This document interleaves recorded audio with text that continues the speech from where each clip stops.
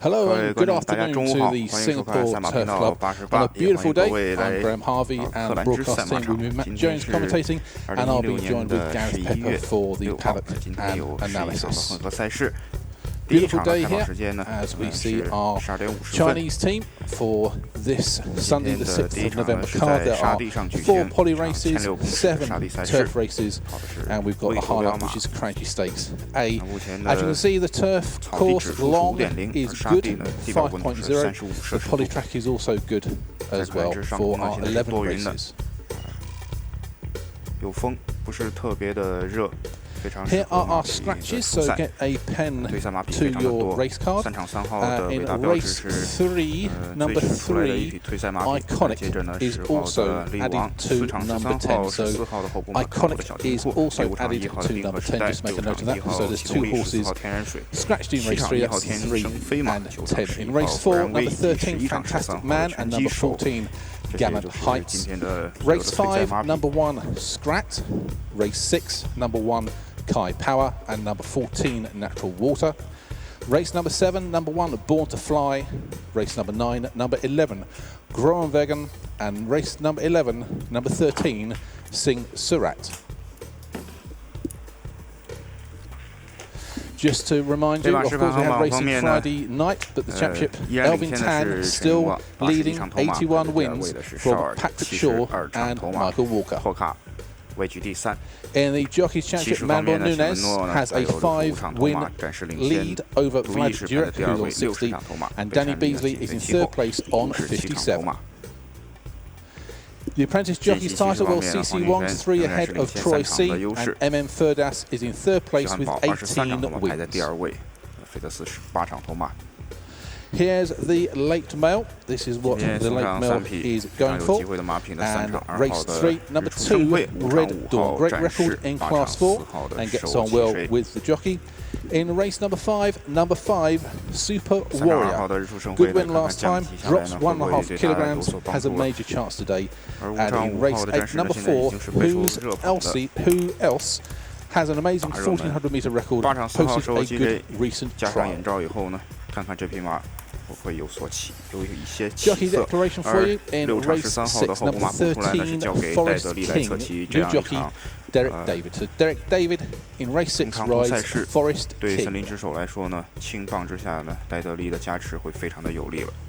Just to remind you that Singapore races, please mark SIN, that's S-I-N for Singapore, and Hong Kong use the abbreviation HK. So HK for Hong Kong races. Okay, so the main story this past couple of weeks was the Raffles Cup, and Deck Collector was the winner. He's won 2 legs of the Triple Crown, and we caught up with Clifford Brown earlier this week. On your 5th Group 1 of the year, Cliff, Deck Collector, marvellous horse, who's now being tipped out for a spell. Yeah, he is, Matty. He's having a break. He pulled up really well. He ate everything. He's remarkable. I know I keep saying that word, but he really is. He keeps surprising, keeps lifting the bar. And Matty, I think that the exciting thing for me and everybody in the stable is that he'll only get better. He's a horse that's theoretically had 10 starts, you might as well say 9, for 7 wins, but he's not physically mature. He's not mentally mature. I think Sunday's race was the first time he actually went straight without wandering around like a little baby. So he's learning, he's getting there, but I really expect great improvement from him. Looking ahead to 2017, the decision not to run in this year's Gold Cup, was that an easy one? Yeah, look, to be honest, it was. I'm probably a little bit set in my ways at times, and I just decided early on that I wouldn't even put it in my head. I'd just look after him, and there was a great bonus on offer for him, but I just think where he is physically and mentally, I'd be doing the wrong thing, so it just never entered my mind. And as far as the Derby goes, 2,000 metres will suit him? Yeah, it will. Look, the way he raced the other day, I'd say it will for sure, and I think if he's physically stronger, he'll have no issue, so it's very exciting. Just talk us through, a horse like him. He's done everything you've asked of him this year, 6 from 6. What does a spell for him entail? Look, he'll just have a rest here for a week or 2 and settle down, and then I'll send him up to the resting station with Jason Wanklin up there, and he'll look after him. We did that last time, and it's important to get him out of the stable, get him out of the routine here, and just give him a break. You know, it's it's a long campaign for a little horse, a young horse mentally. So it's so important. Like you and I, we go for a break because we need to freshen up. They need the same thing. So I'm big on it, and he enjoys it. Winding back the clock, Cliff, when that horse, I think he beat Mr. Moser, was it, in a race, Debt Collector, came from nowhere. Did you have any idea what was about to unfold? Absolutely none. No, not at all. He won well, but we beat a pretty moderate bunch, if I remember. The only thing you ever do with any of the horses that you think have some ability, Matty, is you've got to plan months in advance. So we sort of had a plan to get to that 3-year-old series if we were good enough, and we deliberately missed the first leg, and we just won a 1400 metre class 4 and went into the second leg. So it's like Laughing Gravy or any of those horses. Zach Spirit, he went back for 6 months, but you have to formulate a plan a while out and just work on it and don't deviate and see how you go. Is Laughing Gravy going to run in the Gold Cup, Cliff? Yeah, he will. Look, he's fine. He's got through his trial okay. He knocked himself, but it's all good now.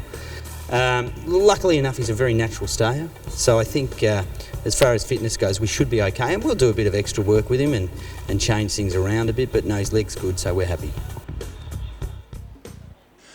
First race of the day is 12:50. Maiden 1600 metres on the poly track. Number 1 is Black Swan, ASC Hurry, -11, drawn 4, 2 Powerful as Win, Apprentice WS Chan, -7, drawn 2, 3 Bohemian Derek David, -13, Barrier 9, 4 Eclair Moment, Antonia De Silva, -5, drawn 5. 5 is 9 pins, Oscar Chavez, 473 is the horse's weight, drawn 7. 6, Great Warrior, Manuel Nunez, -6, Barrier 1. 7, Gold Power, Corey Brown, -14, Stall 11. 8, Brave Blossom, Olivia Placé, -13, drawn 10. 9, Spermion, Vlad Jurek, 495 kgs, horse's weight, draw 6. 10, Rowan Ranger, Norris Jagao, -17, barrier 3. And 11, Shabat, Apprentice, CC Wong, +2, draw 8. And as we can see now, Eclair Moment, he's had a little bit of breeze out on his own on the 1st of November. This will be his 3rd run in maiden company. He's got a good poly track record with 2 seconds and a 3rd, and as you can see, he's loving that surface on the 1st of November. A day later, Spur Me On, number 9 on the race card. He had a little breeze out on the poly. Again, this is his 3rd time in a maiden, and this will be the 7th time over the distance. This is your key race. Spur Me On was 2nd, Rowan Ranger was the 5th. And this was on the 14th of October. 我们来看这比呢，就是走得不错的这个天之神力。他上一场赛事呢，第一次呢走得最接近的第2名。 Followed by Roan Ranger, Massereo setting its sights on Spermion. Miss Weimer Tai Tai comes off the heels, but it's Massereo in front here from Spermion, then Miss Weimer Tai Tai, and it's Massereo first by about 3.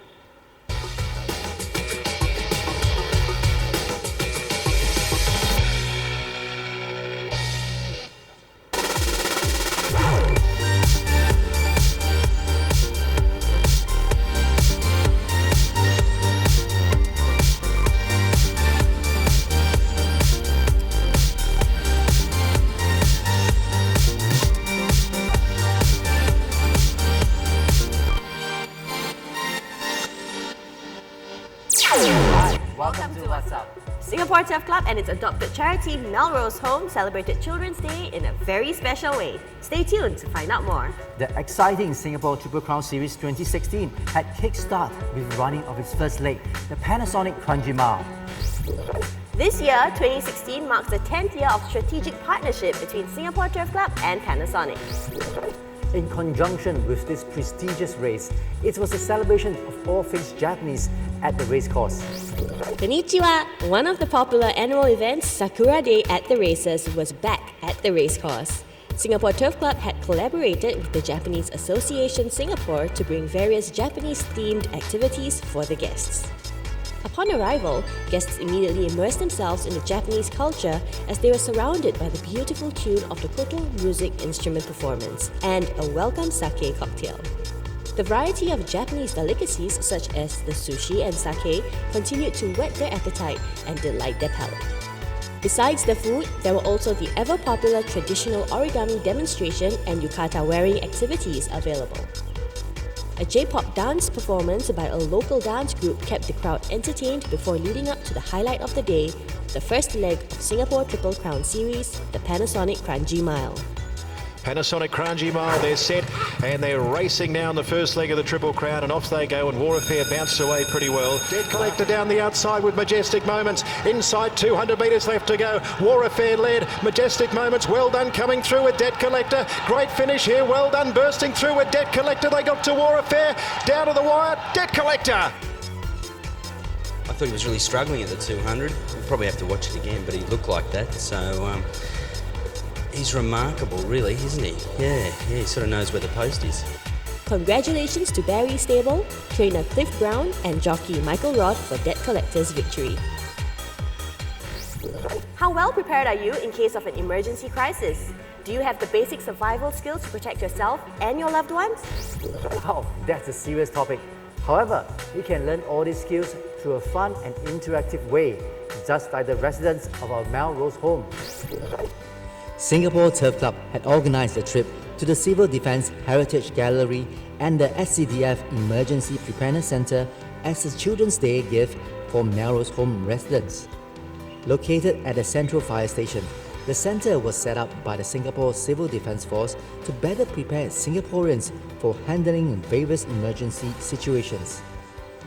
In the centre, the guide explained the different scenarios which may arise from a crisis and demonstrated the safe ways to handle them.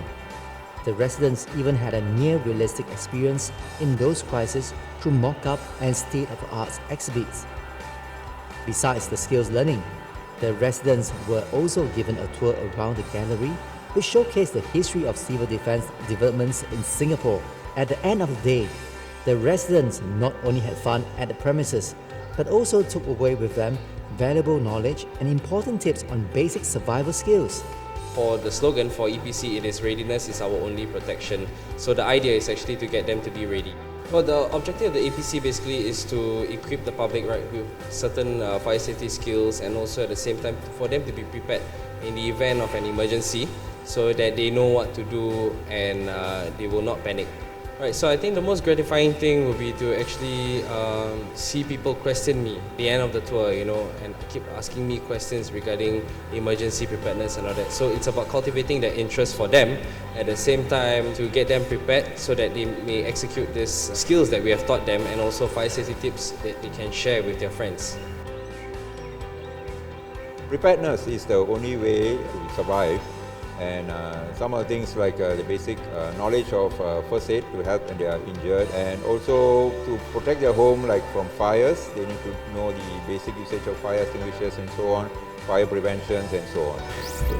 Hope you're enjoying this episode of What's Up. For racing information, log on to turfclub.com.sg. Bye!